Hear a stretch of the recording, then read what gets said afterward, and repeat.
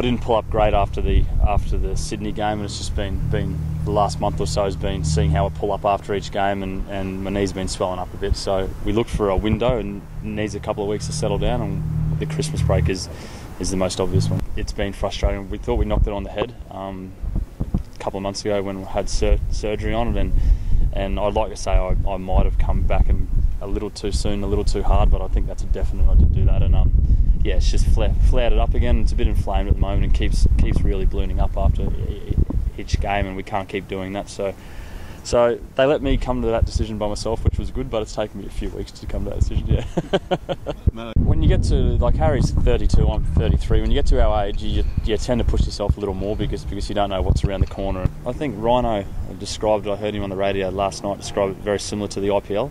And the feel in the game in Sydney especially was very similar to the IPL. You look down Sydney's list and you thought they're pretty solid players from 1 through 8, especially in batting, and that's what happens in the IPL. You don't get any teams that have guys who struggle at 6 or 7, or young guys. You've got guys that are proven performers, and I think the Melbourne Stars are a prime example of that. I think you got Adam Voges batting 6. That's a pretty handy number 6 in a side. But yeah, it's got an IPL feel about it, but there is a extra bit of pressure now because you're trying to get to the Champions League. You're trying to get one of those top 2 berths. And in 2020, captaincy doesn't get too funky. You've got pretty set plans and you stick to them.